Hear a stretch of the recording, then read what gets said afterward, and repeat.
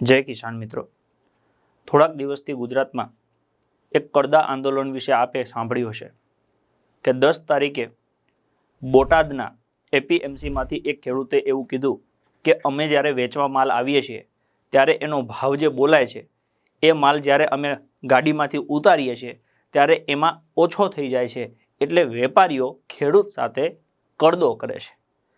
આ કડદાના વિરોધમાં આમ આદમી પાર્ટીના જે કિસાન વિંગ છે એના પ્રમુખ રાજુભાઈ કરપડા ત્યાં ગયા તો હજારો લોકોની અંદર એક આશા જન્મી કે અમારો જે કડદો થાય છે ઓકે એનું કદાચ આ માણસની સાથે રહેવાથી અંત આવી શકે છે, એટલે હજારો લોકો, હજારો ખેડૂતો સ્વયંભૂ એની સાથે ચાલ્યા। ત્યાં એપીએમસીના ચેરમેને સ્વીકાર્યું કે કોઈ વેપારી આવી રીતના ખેડૂત સાથે કડદો કરશે તો એનું લાયસન્સ રદ થશે। એટલે ત્યાં એવું સાબિત થાય છે કે વેપારીઓ ખેડૂત સાથે કડદો કરે છે। આ ચિત્ર બોટાદથી ઊભું થયું, પણ એ ચિત્ર વાસ્તવિકતા આખા ગુજરાતની છે।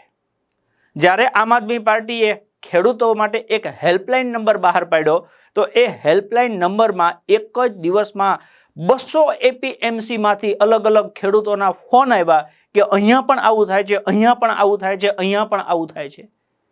ભાજપ છેલ્લા 30-35 વર્ષથી આ કડદા કાંડ કરે છે।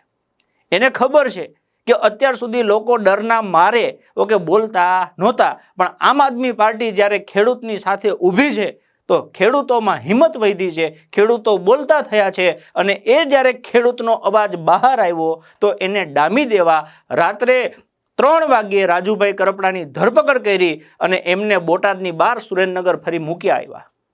રાજુભાઈએ કીધું કે મારી માંગ ખેડૂતો સાથેની માંગ છે કે કડદા પ્રથા બંધ થવી જોઈએ અને જે માલ એપીએમસીના માર્કેટમાં પહોંચાડે છે ખેડૂત એને અલગ અલગ 12 કિલોમીટર 15 કિલોમીટર ગોડાઉનમાં મૂકવા જવાનું કહેવામાં આવે છે, એ બંધ થવું જોઈએ। હું ગુજરાતના દરેકે દરેક વ્યક્તિને અપીલ કરું છું કે આમાં ખેડૂતોએ શું ગુનો કર્યો? જો ઈશ્વરે તમને નીતિમત્તા આપી હોય તો તમે વિચારો કે ખરેખર આમાં ગુનો કોણ કરે છે? જે વેપારી 1500 રૂપિયામાં સોદો કરે ને પછી એ 1300 રૂપિયા આપે તો એ વેપારીની ભૂલ છે? એ વેપારી ખેડૂતનું શોષણ કરે છે, એને કડદો કહે છે। તો એ વેપારીને ડામવાની જગ્યાએ ઓકે હવે આ વેપારી કેમ આખલાની જેમ છૂટથી આવું કરે છે? કેમ કે એ એપીએમસીને જ કટકી આપે છે। એપીએમસીમાં કોણ છે? તો કે ભાજપના ચેરમેન બેઠા છે ત્યાં, અને એ ચેરમેનને કોણ રક્ષણ આપે છે? તો કે કૃષિ મંત્રીને મુખ્યમંત્રી આપે છે। તમે વિચાર કરો, 162 ધારાસભ્ય અને આખા ગુજરાતમાં આવડું મોટું સંગઠન હોવાની વાતો કરતી ભાજપમાંથી એક માણસ ગુજરાતના ખેડૂત પડખે ઊભો નથી। એક માણસ એક શબ્દ બોલવા તૈયાર નથી। હું ઈશ્વરને સાક્ષી રાખીને આ વાત કરું છું કે અમને ભાજપવાળા સામેથી ફોન કરે છે કે ખૂબ સારી લડાઈ લડો છો, ખૂબ ખેડૂતોના હિતની લડાઈ લડો છો। ઈશ્વરને પ્રાર્થના કરીએ કે તમને આ લડાઈમાં સફળતા અપાવે। આવા ભાજપના નેતાઓના શબ્દો છે સાહેબ। અરે હું ભાજપના નેતાઓને એવું કહું છું, હું ગુજરાતની પોલીસને કહું છું કે ભાજપથી આટલું શું કરવા ડરો છો? અને ભાજપથી તમને આટલો ડર હોય તો ઉપર ભગવાન બેઠો છે, એ ભગવાનથી ડરો।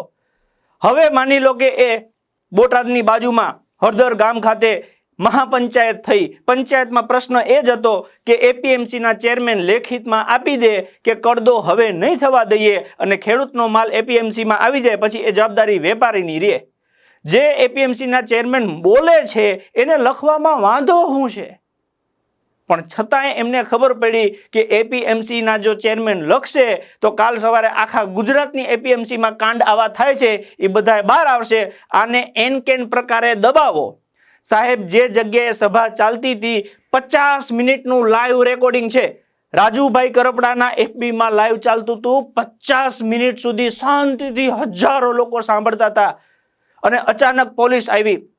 પોલીસને કોઈએ કમ્પ્લેન કરી હતી કે અહીંયા કઈ તોફાન થાય છે? શું કરવા પોલીસ ત્યાં આવી? માની લો કે સેવા શાંતિ સુરક્ષાના હેતુ માટે પોલીસ આવી હોય તો પોલીસે ધાડે ધાડા કેમ ઉતારી દીધા? જે પોલીસ આવી એના હાથમાં લાકડીને હેલ્મેટ પહેલાથી કેમ તૈયાર હતા? સાહેબ, શંકા કરવા માટેના 1000 પ્રશ્ન છે, પણ હું એમ કહું છું કે જે શાંતિપૂર્વક સભા ચાલતી હતી એ સભામાં પોલીસ શાંતિથી બેસી ગઈ હોત તો પોલીસે શું કરવા કાંકરી ચાળો કરાવવો પડે કે શું કરવા કોઈના ઉપર લાઠી મારવી પડે? અત્યારે એવું કહેવામાં આવે છે કે ગામના લોકો કોઈ હતા નહીં તો ગામના લોકોને ઘરમાં ઘૂસીને એના દરવાજા તોડીને કોના કહેવાથી લાઠીચાર્જ કર્યો? જ્યારે આની પહેલા પાટીદાર સમાજ ઉપર લાઠીચાર્જ કરવામાં આવ્યો હતો, ઘરમાંથી પકડીને બહેનોને મારવામાં આવી હતી, આજે એ જ વસ્તુ ગરીબ ખેડૂતના ઘરમાં ઘૂસીને પોલીસ કોના ઈશારે કરે છે? હું એવું કહું છું કે ગુજરાતનું કોઈ પોલીસ સ્ટેશન, ગુજરાતની કોઈ એવી પોલીસ ચોકી નથી કે જ્યાં ખેડૂતનો દીકરો પોલીસ તરીકે ફરજ ન બજાવતો હોય. તમને તમારા માતા પિતાનો ચહેરો કેમ યાદ નથી આવતો કે જેની દી રાત મહેનત કરીને તમને ભણાવ્યા છે, એ લાયક બનાવ્યા છે કે આજે તમે એ સેવા કરવા માટે સક્ષમ થયા છો? સાહેબ, એક ખાંખીની લાજ કેમ ભૂલી ગયા છો તમે? એક નિર્દોષ વ્યક્તિ ઘરમાં સૂતા છે, એને તમે પકડીને ઢહણીને મન પડે મારો છો. યાદ રાખજો, અહીંયા માણસ મજબૂર છે, ઈશ્વર મજબૂર નથી. અને આ જે કાંડ થયા છે એના હિસાબ 2 વર્ષ, 4 વર્ષ, 5 વર્ષ પછી ગમે ત્યારે થઈ શકે છે. ભાજપે તો પાપ કર્યા છે, એને તો આ ભાવમાં ભોગવવાના જ છે, પણ એના ઈશારે જે પણ લોકો પાપના ભાગીદાર થશે એને ભોગવવાનું થશે. માની લો કે સભા એની મંજૂરી નહોતી લીધી, પણ મંજૂરી લીધી નહોતી, મંજૂરી દેવામાં નથી આવી. કોના ઈશારે મંજૂરી દેવામાં નથી આવતી? ભાજપના ઈશારે. કેમ કે એને ખબર છે કે મંજૂરી દેશું હજારો લાખો ખેડૂતો ભેગા થાય છે, અમારા ભાંડા ફૂટી જશે. અરે ગુજરાતનો એક માણસ સમજી ગયો છે, એક માણસને ખબર છે કે તમે કેવા કાંડ કર્યા છે. હવે માણસ નકડી છટ થઈ ગયા છે. ભાજપ વાળાનું મોઢું જોવા કોઈ તૈયાર નથી થતું. અભણ નેતાઓની ફોજ. સાહેબ, પંજાબમાં આમ આદમી પાર્ટીની સરકાર છે, અહીંના ભાજપના પ્રવક્તા એવું કહે છે કે પંજાબમાં ભાજપની સરકાર છે. આ અભણની ટોળકીને કોક સમજાવો કે શાંતિથી ઉંમર થઈ હોય તો ઘરે બેસી જાઓ.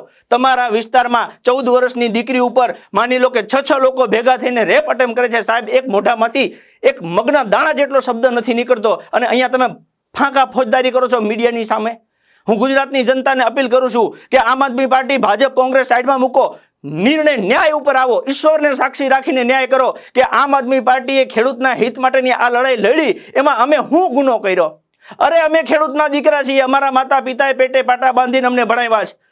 આજે રાજુ કરપડા વકીલ બન્યા છે, પણ એ દીકરા ખેડૂતના છે. ઈશુદાનભાઈ ગઢવી પત્રકાર જગતનું શ્રેષ્ઠ ઉદાહરણ, એના બાપા ખેડૂત છે. ગોપાલભાઈ ઇટાલિયા ધારાસભ્ય બન્યા છે, એની પહેલા ખેડૂતના દીકરા છે. સામત ગઢવી ઘણી બધી પરીક્ષાઓ પાસ કરી, પણ એ મૂળ ખેડૂતના દીકરા છે. અમારા લોહીમાં ખેડૂતની પીડા અને પરસેવો છે, નથી જોઈ શકતા અમે એ પીડા. જો ભાજપના કોઈ નેતાને પેટમાં બળતું હોય તો આવું તો ને, ત્યાં કેવું હતું ને કે કરદા પ્રથા બંધ કરાવો ભાઈ, પૂરેપૂરો ભાવ આપો. જે MSP પ્રમાણે ભાવ નક્કી થાય છે એ જ ભાવમાં સોદો થવા જોઈએ, એનાથી ઓછો ભાવ ન હોવો જોઈએ. સાહેબ, એક સિંગલ માણસ બોલવા નથી તૈયાર થતો, પણ અમે બોલશું. આમ આદમી પાર્ટી ખેડૂતની સાથે હતી, છે અને હંમેશા રહેશે. હું તમને આહવાન કરું છું કે જો તમને ઈશ્વરે શક્તિ આપી હોય તો તમે સોશિયલ મીડિયા ઉપર જે જગ્યાએ તમે સાચું બોલી શકો ત્યાં બોલો. જે APMCમાં ક્યાંય ખોટું થતું હોય તો અમને આ નંબર અહીંયા આપું છું, એ નંબર ઉપર વિડીયો બનાવીને અમને મોકલો, અમારી ટીમ આવશે. સાહેબ, એક જ દિવસમાં 400 ટીમ તૈયાર કરી છે આમ આદમી પાર્ટીએ કે ક્યાંય ખેડૂતની સાથે અન્યાય થાય, ક્યાંય ખેડૂતને દબાવવામાં આવે, ત્યાં આમ આદમી પાર્ટીના સિપાહીઓ, આમ આદમી પાર્ટીના સૈનિકો એમ ખેડૂતની મોર ઉભા રહેશે. ખેડૂતને ખોટી રીતે FIR થી તમે ધમકાવો છો. અરે શું છે FIR? ફર્સ્ટ ઇન્ફોર્મેશન રિપોર્ટ છે, પ્રાથમિક માહિતી અહેવાલ. એનાથી બીવાની જરૂર નથી. FIR તો દૂરની વાત છે, અંગ્રેજો તો ફાંસીની સજા દેતા હતા, તો 23 વર્ષના ભગતસિંહ જેવા યુવાનો ગળે ફાંસી ખાઈ લેતા હતા. અમે ખાઈ લેવું, ફાંસી દેવા માંગતા છો તો ફાંસી, અને ગોળી દેવા માંગતા છો તો ગોળી ખાઈ લેવું. મૂળ તો તમે શું ઈચ્છો છો? પણ હવે તમારી ડરની જે રાજનીતિ છે એ હવે ગુજરાતની જનતા સહન નહીં કરે. ખેડૂતના દીકરા ભણેલા ગણેલા સમજુ છે, એને ખબર પડે છે એના બાપે કેવી મહેનત કરી છે. તમને પીડા થતી હોય તો ખેડૂતને 24 કલાક મફત વીજળી આપો. તમને પીડા થતી હોય તો ખેડૂતને સારી ક્વોલિટીનું બિયારણ આપો. તમને ચિંતા થતી હોય ખેડૂતની તો તમે એને સારી દવા આપો, પ્રાકૃતિક ખેતી આપો. એની જગ્યાએ તમે શું આપો છો? ઘરમાંથી કાઢીને દંડા મારો છો. એટલા માટે તમને સરકારમાં બેસાડ્યા છે. હવે આમે તમારા દિવસો આવી ગયા છે. આમ કહેવાય ને કે વિનાશ કાળે વિપરીત બુદ્ધિ. ભાજપની બુદ્ધિ અત્યારે વિપરીત થઈ ગઈ છે. પ્રજાનું કોઈ કામ કરવાના મૂડમાં નથી. એક વ્યક્તિએ લાખ કરોડની પ્રોપર્ટી ભેગી કરી છે, ખેડૂતના બિચારાના લોહી ચૂસવા સિવાયનું કઈ બાકી નથી રહેવા દીધું. તમારી આ પાઈનો હિસાબ આવનારા સમયમાં ગુજરાતની જનતા માંગશે અને તમારે દેવો પડશે. હું ગુજરાતની દરેક જનતાને અપીલ કરું છું કે ન્યાય ઉપર ચાલો, ધર્મ ઉપર ચાલો, નીતિ ઉપર ચાલો. ખોટી કોઈની રાજનીતિમાં ના ચાલશો. નિર્ણય કરો કે ખેડૂતને સાચે અન્યાય થાય છે, અને એ અન્યાયમાં લડવા માટે આમ આદમી પાર્ટી અને ગુજરાતની દરેક જનતાને વિનંતી કરું છું. હું એક કિસાન સંઘને કહું છું કે ક્યાં ગયું એ કિસાન સંઘ? જ્યારે કોંગ્રેસની સરકાર હતી 50 રૂપિયા એક હોર્સ પાવર ઉપર વધાર્યા હતા અને આખા ગુજરાતના જીબીને તાળાબંધી કરવાનું કીધું હતું. જો ખેડૂતની એટલી ચિંતા થતી હોય, ખેડૂતનું એટલું પેટમાં બળતું હોય, તો આજે બિચારા લાખો રૂપિયાનું શોષણ થાય છે. હું એમ કહું છું કે એક કિસાન સંઘ ક્યાં છે? ક્યાં છે કિસાન સંઘના ખેડૂતો જેને ખેડૂતની ચિંતા હોય? ક્યાં ગયું એ કિસાન સંઘ જેને આ ભાજપના બચ્ચાને વટવૃક્ષ બનાવ્યું? સાહેબ, એ દીકરો મોટો થઈ અને એને બાપાનું ગળચું દબાવ્યું. આજે કિસાન સંઘના નેતાઓ અમને ફોન કરીને રડે છે, 72 વર્ષના લોકો, કે અમને આવી ખબર નહોતી કે આ ભાજપ આવી ભૂંડાઈ કરશે.